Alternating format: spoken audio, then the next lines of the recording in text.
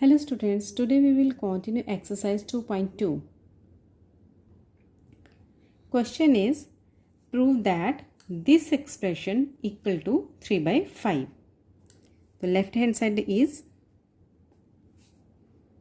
square root of 3 into 5 raised to power minus 3 divided by cube root of 3 raised to power minus 1 into square root of 5 into 6th root of 3 into 5 raised to power 6. तो यहाँ पर students हम इस expression को लिख सकते हैं 3 divided by 5 raise to power 3.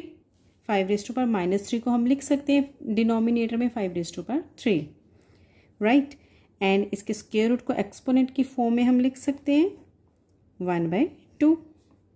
Next divided by यहाँ पर 3 रेज़ टू पावर माइनस 1 है, इसको हम लिख सकते हैं 1/3 and cube root whole power 1/3 into square root of 5 means 5 raise to power 1/2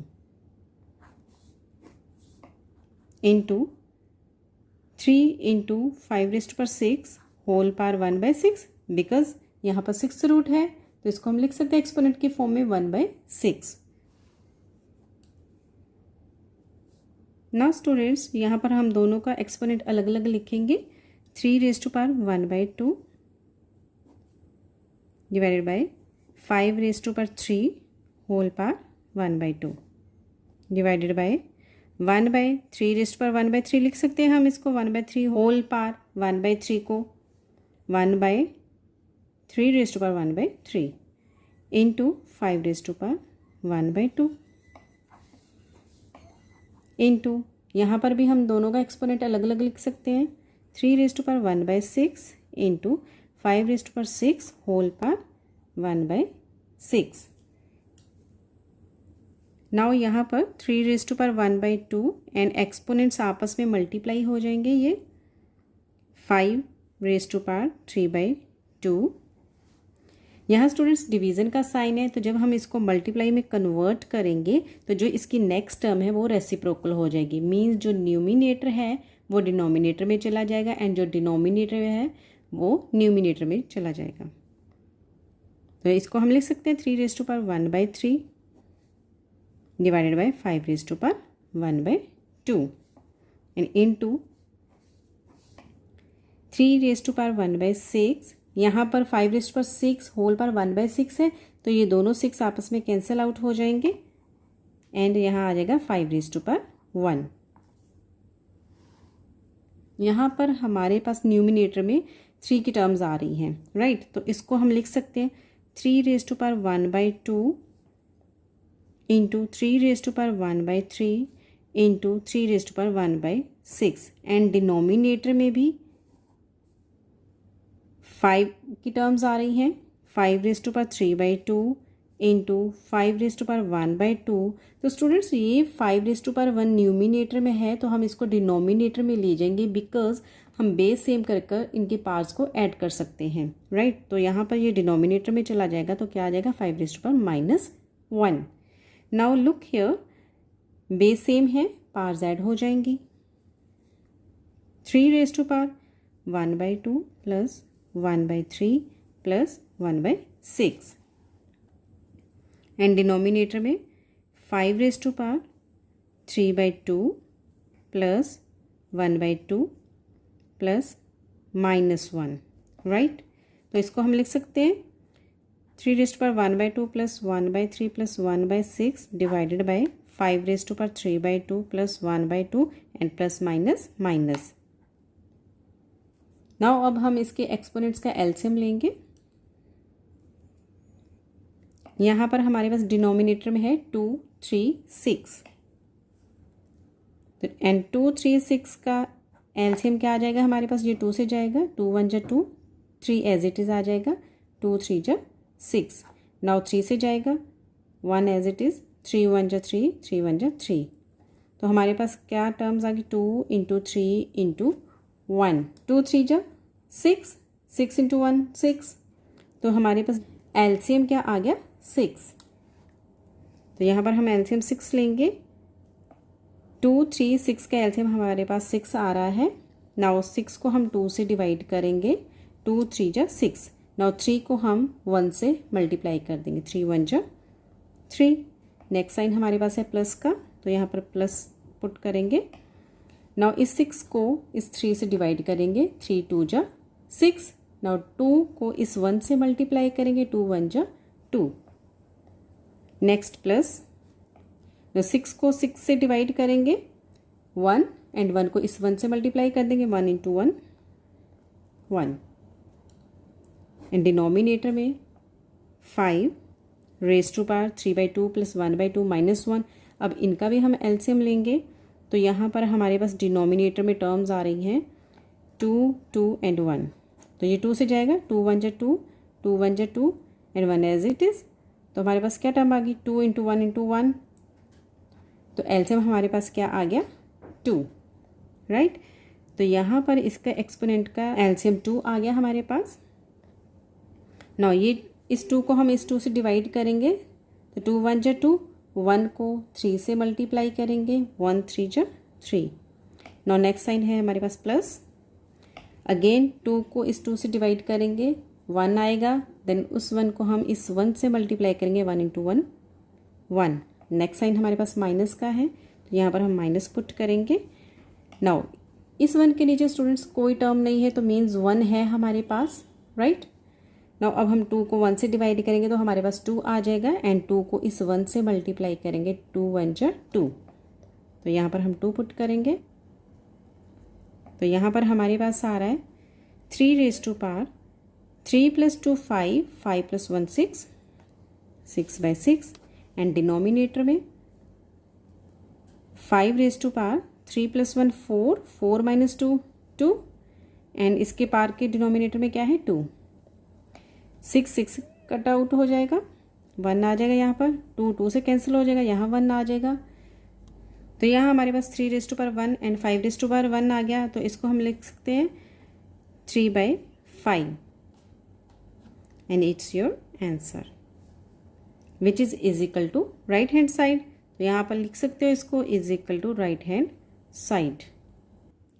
second part of this question is 9 raise to power 3/2 minus 3 into 5 raise to power 0 minus 1/81 whole power minus 1/2 is equal to 15।